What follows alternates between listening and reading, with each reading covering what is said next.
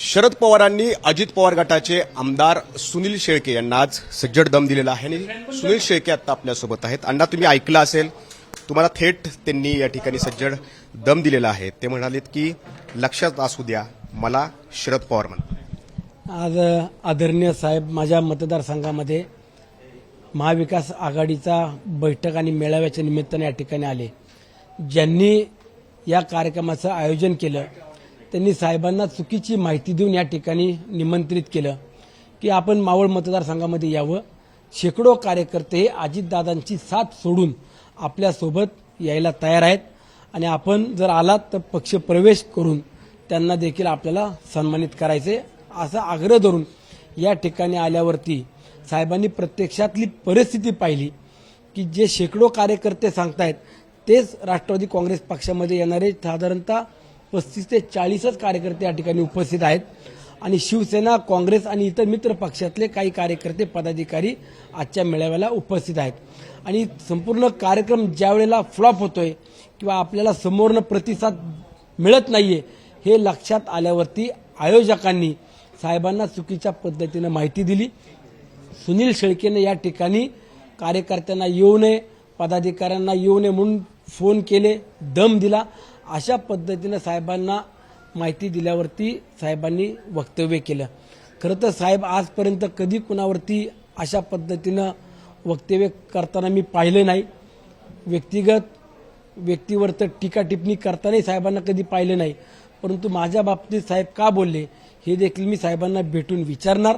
आपल्याला कोणी माहिती दिली त्यात माझं काय चुकीचं असेल तर मला ते नक्कीच समजलं पाहिजे, मला ते कळालं पाहिजे.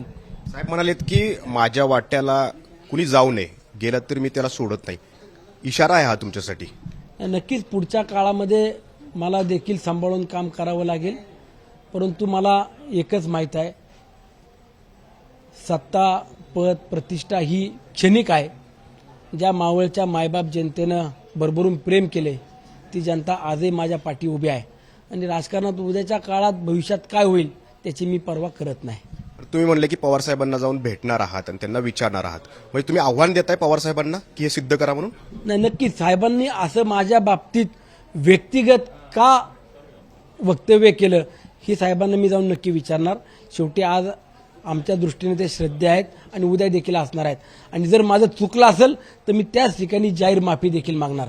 परंतु जर चुकीची माहिती देऊन साहेबांना ज्यांनी कुणी वक्तव्य करायला लावलं त्यांना देखील पुढच्या 8 दिवसाचा माझा अल्टिमेटम आहे की तुम्ही एक तर साहेबांना जाऊन सांगावं की आम्ही चुकीची माहिती दिली, नाही तर मी सांगणार की साहेबांनी महाराष्ट्रामध्ये माझ्या मतदारसंघामध्ये येऊन माझ्या बाबतीत चुकीचं वक्तव्य केलं. शेवटचा प्रश्न आहे की अजित पवारांसोबत तुम्ही गेलात आणि त्यानंतर तुम्ही वारंवार रोहित पवारांवरती आरोप या ठिकाणी करताय, अजितदादांची ते जागा घेऊ पाहतायत असंही तुम्ही अनेकदा म्हटलेलं आहात.